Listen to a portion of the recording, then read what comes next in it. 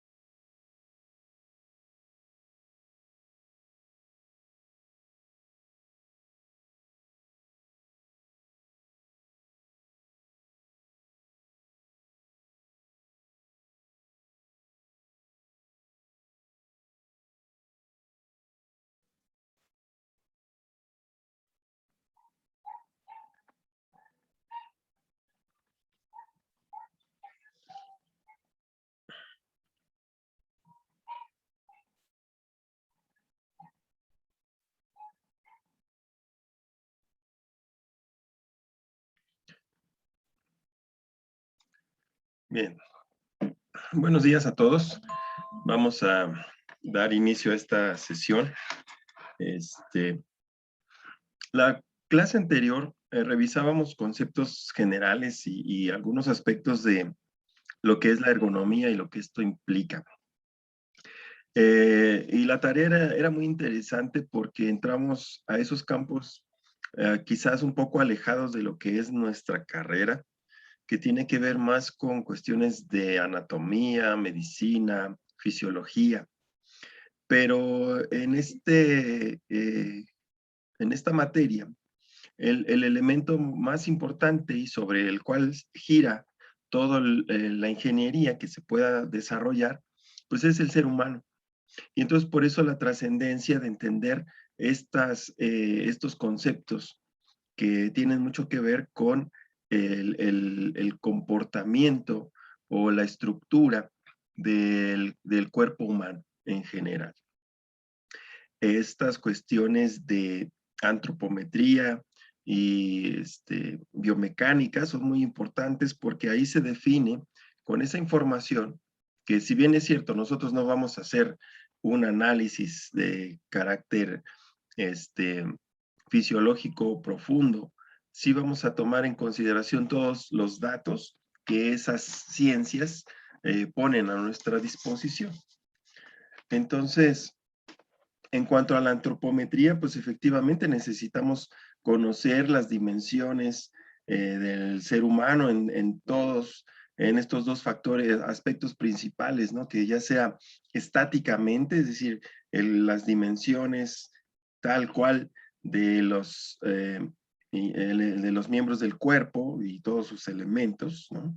Desde dimensiones, estaturas, etcétera, hasta las cuestiones de la antropometría dinámica que tiene que ver con los alcances, como puede ser el alcance que puedes tener estirando tus brazos, lo máximo que puedes flexionar una articulación, eh, esa información es importante porque dentro de esta cuestión de la antropometría surgen datos importantes como los límites, principalmente el análisis de los límites de la capacidad humana.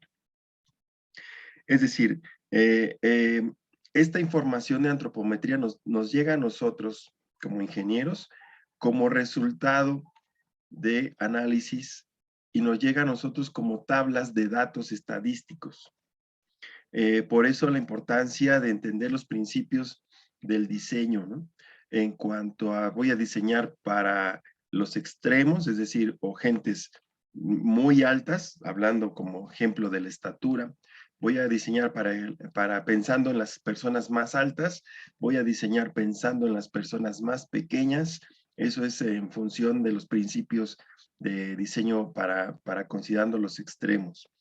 Voy a diseñar para el promedio, es decir, voy a tomar de una población datos estadísticos y voy a tratar de diseñar el accesorio, el equipo, el mobiliario, las herramientas, las voy a diseñar para considerando las dimensiones antropométricas de los individuos en estatura promedio, alcance promedio. Ejemplos de esto son, por ejemplo, las normativas que existen para construcción, puertas, alturas a las que deben de ir los apagadores, etcétera. Entonces, esas son las cuestiones. Hay otra parte de la antropometría que tiene que ver en el diseño específico para un individuo. Esto es lo más parecido a esto. Un ejemplo es cuando tú compras la tela y vas con el sastre para que te diseñe una ropa justo a tus dimensiones. Es decir, es algo que le va a quedar bien exclusivamente a la persona de la cual se tomaron las medidas. Eso se aplica mucho en Fórmula 1, por ejemplo, por cuestiones de seguridad del piloto. El cockpit, es decir, la cabina del piloto, se diseña justo a las dimensiones antropométricas de cada uno de los pilotos. Entonces, eso es muy de llamar la atención. Entonces, la antropometría eso es lo que nos va a dar. Entender que hay incluso, veíamos en la clase anterior en uno de los métodos, creo,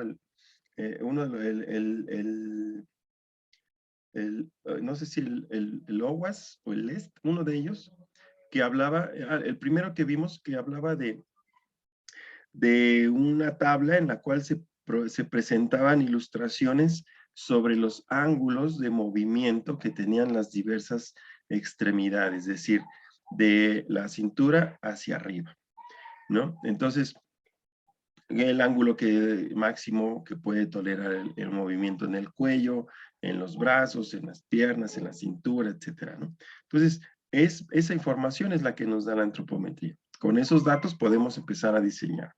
La biomecánica me va a dar otra información que también es importante y que se va a complementar con la antropometría. La biomecánica me va a dar la capacidad que tiene el ser humano para soportar cargas o para ejercer fuerza. Entonces, ahí entran aspectos que tienen que ver con la resistencia física, fisiológica que tiene el ser humano, la resistencia a tolerar cargas, la resistencia a la velocidad de un movimiento, la resistencia a la fuerza, ¿sí? Y obviamente la resistencia aeróbica, es decir, el tiempo, cómo se manifiestan sus necesidades de oxígeno. Además de que se pueden establecer los límites mínimos y máximos de tolerancia antes de que se genere un daño en las fibras musculares. Entonces, toda esa información la vamos a tener nosotros disponible para proceder a diseñar un entorno que le permita al ser humano desenvolverse en sus actividades cotidianas dentro de sus límites naturales, ¿sí? ¿Para qué? Pues para que el desempeño de su función o su labor esté dentro de sus límites naturales y no represente un esfuerzo adicional que pudiera generar todos los perjuicios, tanto para la calidad, la producción, la productividad, perdón, y obviamente la seguridad del operario. Eso es lo que implica estos dos temas que quedaron de tarea. Entonces, a partir de ahí, surgen ciertas otras condiciones que abarca la ergonomía, que tienen que ver con, que van a ir considerando todo este cúmulo de información que se va generando. Y mucho tiene que ver, obviamente, que el ser humano se va a integrar a un espacio de trabajo. Ese espacio físico como tal, ya lo dije, debe de estar adaptado a las condiciones reales de el trabajo que se está ejecutando y obviamente debe ser lo menos dañino para el trabajador o para quienes estén desempeñando esa función, ¿vale? Bueno, les recuerdo que hay que anotarse en el chat para registrar su asistencia, los que faltan. Gracias.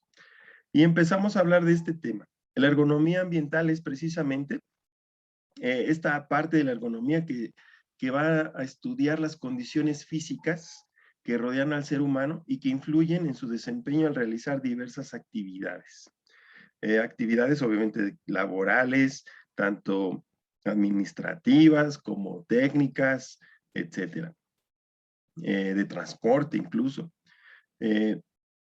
¿Y cuáles son estas condiciones físicas? Tenemos que considerar el ambiente térmico, el nivel de iluminación, el nivel de ruido y vibraciones. Estamos hablando ya del sitio donde vamos a colocar dentro del sistema hombre, máquina y entorno, estamos hablando del entorno donde vamos a colocar al ser humano.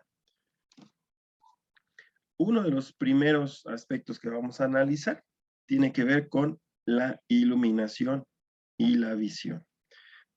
Tenemos que pensar que es fundamental para poder, uno, desempeñar con mayor eficiencia una actividad y además proteger al ser humano. ¿Por qué debe estudiarse el ambiente lumínico del puesto de trabajo? Porque un inadecuado sistema de iluminación interfiere en la visualización de los objetos y entornos, en la visualización e interpretación de las señalizaciones, la visualización de las tareas en ejecución, en la eficacia del trabajador en proporcionar la información oportuna.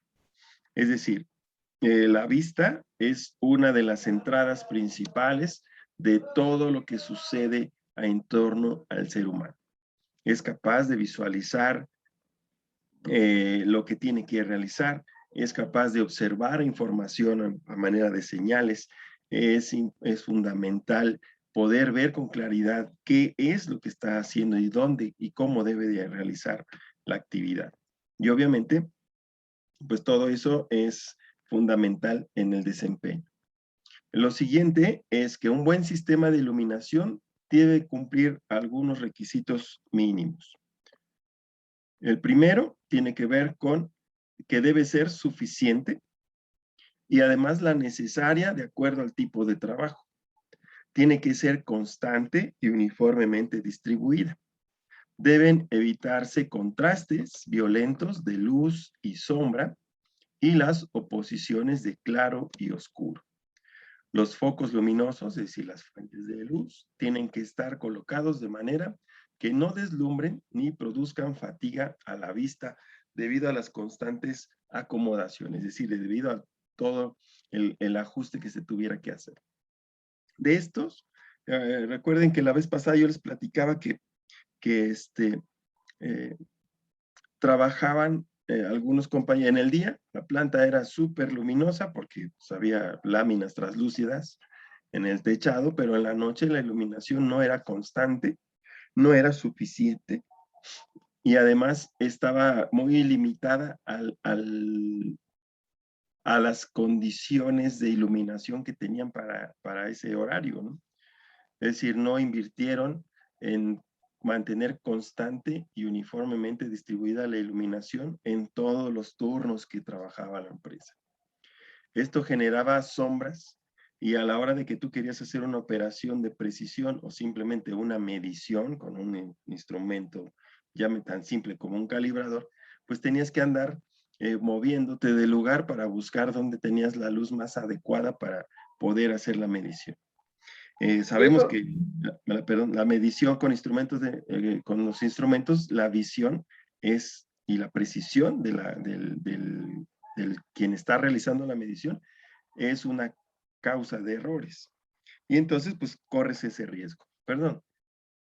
sí, Dígame, Carlos. profesor. Ese es un gran problema de la iluminación, profesor, porque yo me he dado cuenta, yo a veces voy a trabajar en plantas en la noche y Sí, veo que cuando no hay una buena iluminación, porque no siempre la hay, la persona está soñolienta, la persona comete errores, las exacto. personas, hasta accidentes. Sí, Creo que el mejor ejemplo es que nosotros somos como los animales, ¿no? Los animales cuando hay un eclipse durante el día, empieza a cambian sus oscurecer hábitos. y luego van hacia sus casas y a dormir. Eso Exacto. nos pasa a nosotros. Nosotros cuando tenemos poca iluminación nos da sueño. Y cuando tenemos una buena iluminación, pues trabajamos bien activos. Estamos más atentos. Creo que Tiene eso que es ver, más, eso sí es un gran problema la iluminación. y es uno de los puntos en que las empresas quieren invertir lo menos posible.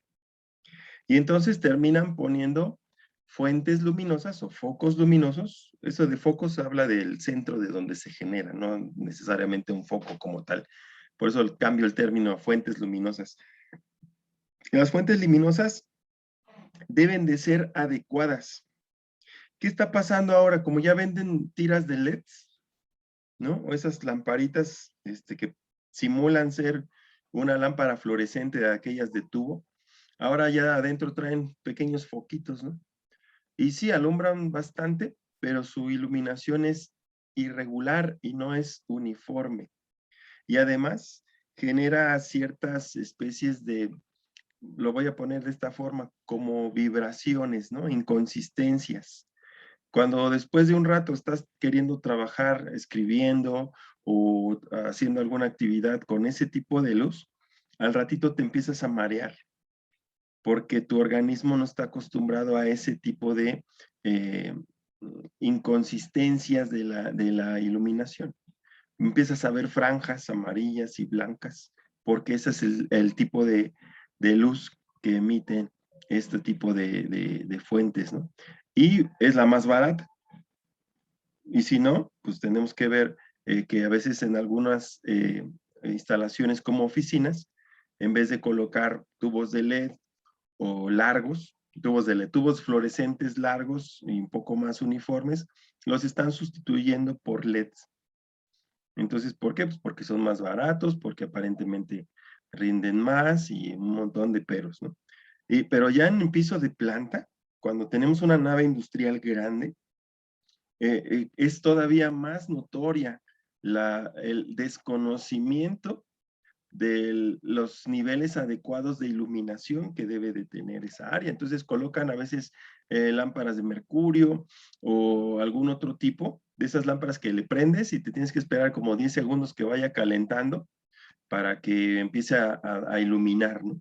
Y cuando ilumina te manda una Aditivos, luz zonas de entre aditivo metálico. morada, azul, anaranjada y te genera sombras muy profundas y estas oposiciones de claro y oscuro en la zona de trabajo. Perdón. No decía que eran zonas de aditivo metálico. Exacto, exacto. Entonces, eso a veces pueden ser las adecuadas, pero como vamos a ver más adelante, tienen mucho que ver con la altura, tiene mucho que ver con el tipo de actividad que se realiza, tiene mucho que ver con la cercanía con la que se deben instalar para que realmente puedan ser eficientes. Y cuando vemos, nosotros, yo como empresario, pues voy a buscar que sea el más económico, pero a veces no considero todos estos factores que ahorita vamos a ir analizando, ¿no? Entonces me voy nada más por el costo, que sea lo más económico posible, pero no tomo en cuenta estos otros factores, ¿no? Por ejemplo, el tamaño de detalles que se deben visualizar. Si estoy en una planta donde voy a fabricar, no sé, herramientas de corte o cosas que requieren mucha precisión en su detalle, en su construcción o en su fabricación, pues obviamente necesito mejorar mucho la calidad y de la iluminación. La distancia entre el ojo y el objeto observado, dependiendo qué zona es y qué actividad se realiza, ¿no? No es lo mismo, es un pasillo que es tu mesa tu área de trabajo, ¿no? Factores de reflexión del objeto observado. A veces hay demasiados cristales y la luz de una máquina se refleja en el cristal de la otra y te da en la cara, o no te permite, o te está molestando constantemente los reflejos de los focos de otras áreas, contrastes entre los detalles del fondo y el objeto, ¿no? Entonces no tienes el color adecuado del fondo sobre el cual estás trabajando. Estás trabajando piezas oscuras y tu mesa es negra, ¿no? Entonces ahí no puedes visualizar correctamente los detalles debido al tipo de fondo. Y lo que mencionaba, ¿no? ¿Qué tan distribuidas están las fuentes de luz? Si están muy cerca, están muy altas, y además de altas están lejos una de la otra y se generan espacios donde no hay suficiente iluminación. También se tiene que considerar la agudeza visual del trabajador. Si yo a mi edad, yo ya no tengo la misma capacidad visual, la misma agudeza visual que tenía yo a los 20, ¿no? Entonces tengo que ver quiénes están trabajando ahí, qué van a hacer, ¿no? Y esto hablamos, por ejemplo, de las maquiladoras, las textileras. Vemos que ahí manejan los diferentes tipos de iluminación, la iluminación general, que es pues, el alumbrado de todo el piso de producción, y también hay una iluminación más particular, ¿sí? Y hay otra más todavía que es parte de la propia máquina de coser, es decir, tienen la iluminación general, luego tienen una iluminación, digamos, secundaria, en cada una de sus estaciones de trabajo, de sus máquinas de coser, y aparte donde están costurando hay una lamparita que ya vienen incluidas por lo general en las máquinas de coser, que todavía es más específico precisamente para proteger estas cuestiones. Ahora, el color de la luz también es importante, decía yo. Colores de aspecto cálido, blancas, rojizas para locales residenciales y ambientes más fríos. Colores de aspecto intermedio, blanco, blanco amarillento para locales de trabajo como oficinas. Colores fríos, azulados, blanco azulados como las lámparas fluorescentes para locales muy calurosos y además pues tienen mayor potencia lumínica.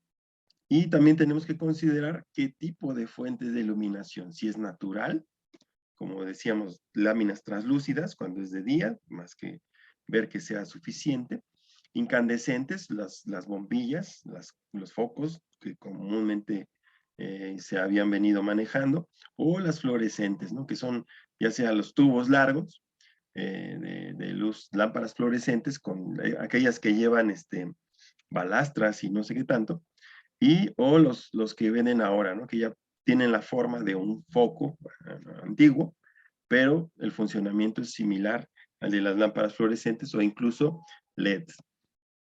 Y aquí están algunas de las características que puede darse en cuanto a la instalación o los tipos de iluminación, ¿no? Iluminación directa, y vemos cómo están los porcentajes entre la cantidad de iluminación que va hacia un lado y la que va hacia abajo, pues, de la fuente, y la que se está repartiendo hacia arriba. A veces podremos decir, no, pues es que hacia arriba, pues no me importa hacia abajo, ok. Si estamos hablando de una estación de trabajo como el de una costurera, pues sí, necesito ese tipo de fuente de iluminación, pero si estamos hablando a lo mejor de un pasillo, ¿sí? A lo mejor de un área general, un patio, pues vamos a elegir diferentes formas de iluminarlo para que nos dé, además de la capacidad de poder visualizar perfectamente todos los objetos, todas las dimensiones del espacio en el que nos desenvolvemos, pues obviamente también nos dé esta cuestión psicológica de confort, ¿sí? De que no te molesta y que además es una iluminación, como mencionaba el compañero, lo suficientemente adecuada para que mi estado de ánimo también se active, ¿sí? Entonces, precisamente ahí están reflejadas las diferencias y cómo se denominan, ¿no? General difusa es 40, se hace cuenta prácticamente 50 y 50, de la iluminación que se va hacia el techo, vamos a decirlo así, y hacia abajo. Iluminación semidirecta es cuando la charola donde está la lámpara es traslúcida, que permite también que se ilumine un poco hacia el techo. La luz indirecta, que a veces es necesario para ambientes en los que nosotros queremos reflejar cierta tranquilidad, cierta privacidad, ¿no? Como por ejemplo pudiera ser a lo mejor un baño, a lo mejor una sala de espera, una recepción, no lo sé, ¿sí? Lámparas de directa e indirecta, en que igual se reparten de la misma forma hacia arriba, hacia el techo que hacia abajo, y la luz semidirecta, ¿no? En la cual funciona como está reflejado ahí en el esquema. Esas son opciones de lo que se puede utilizar, ¿no? Y tenemos que ver hacia dónde y cuál es la utilidad que le vamos a dar a esto. ¿Qué es lo que sucede cuando no tenemos la iluminación correcta? A mí, yo ya estoy en la edad de que a mí todo esto me da, ¿no? Simplemente conforme va avanzando las horas de la tarde y la iluminación en su pobre casa, pues es tradicional, ya tengo que hacer uso de una lámpara de escritorio para poder sentirme más cómodo. De lo contrario, efectivamente, dolores de cabeza, incomodidad visual, me empiezan a llorar los ojos, me empiezo a sentir incómodo. En la operación, decía yo hace rato, errores de medición. Es decir, si yo no veo bien un calibrador y no leo correctamente porque la sombra me está dando una vista distinta, pues obviamente yo voy a registrar un dato y ese dato puede generar un problema en los registros de producto, ¿no? Fatiga visual, cansancio, ojos resecos y ardiendo, dificultad de enfoque y visión, eso es lo que yo tengo. Confusiones, de repente, accidentes, ya lo mencionaban, a la larga, trabajar bajo esas condiciones acelera el deterioro de tu visión. Fatiga postural, porque a veces hacemos o gestos con la cara o nos inclinamos o nos tensionamos para poder intentar mejorar la visión. Y esto, a fin de cuentas, se acumula en manera de cansancio en general. Esto es lo que provoca estos problemas de iluminación, ¿no? Ahora, hay métodos que me ayudan a identificar estas cuestiones, ¿no? Por ejemplo, el método Renault, que es un método de los perfiles de puestos, ese me ayuda a determinar los niveles de iluminación en relación con la naturaleza del trabajo. Es algo que ahí está disponible para que puedan ustedes profundizar en caso de que se necesite. El método LED, que es el que ya analizamos, estudia la iluminación en función de niveles de iluminación en el puesto de trabajo, nivel de iluminación general, grados de contraste, grados de deslumbramiento y tipos de iluminación. Existe el método EWA, que es una descripción sistemática y cuidadosa del puesto de trabajo para el cual se manejan igual entre observaciones y entrevistas directamente al personal. Eso obviamente en la mayor parte de las plantas no se realiza. Ya platicábamos de eso, ¿no? Estamos acostumbrados a que el ingeniero diseña desde el escritorio y raramente se pone en contacto con los que realmente están en el área. Finalmente, no podemos hacerlo nada más por entrevistas, no podemos hacerlos nada más a ojo. Necesitamos un instrumento de medición que realmente nos dé datos objetivos sobre las condiciones de iluminación y para eso existe un aparatito que se llama luxómetro. Este es el aparato que nos va a servir para tomar mediciones en las diferentes zonas de trabajo sobre la intensidad luminosa que existe en esa área y pues ver qué tanto estamos cumpliendo con ciertas normativas. El hecho de llevar todo este análisis me tiene que llegar a este punto, ¿no? Hacer la medición en las diferentes áreas de trabajo de acuerdo a las actividades y comparar esa información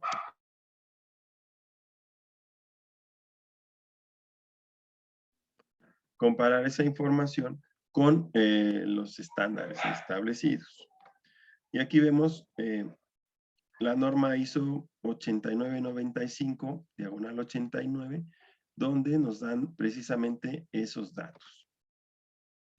Nos dice, de acuerdo a la zona, al tipo de actividad o tarea, cuáles son los valores en unidades lux de la iluminación y me marca cuáles deben ser los mínimos, ¿sí? que deben de ser implementados. Áreas de trabajo de circulación exterior, estamos hablando de patios, estamos hablando de zonas abiertas dentro de un edificio. Estamos hablando entre 20 y 50 unidades de lux, el mínimo es 20, el máximo es 50. Hay que cuidar que estos parámetros también, si nosotros excedemos, pues estaríamos haciendo un gasto excesivo, ¿sí? Y a lo mejor estaríamos incurriendo en el otro extremo, ¿no? Es la sobreiluminación, que también a la larga puede generar alguna problemática. Por eso están determinados en parámetros. Áreas de circulación, orientación o estancias cortas. Entonces ahí están los valores de 50 a 150 lux. La mínima debe ser 50. Áreas no utilizadas para trabajar, de 100 a 200. Tareas con exigencias visuales escasas, de 200 a 500. Tareas con exigencias visuales medias, 300 a 750.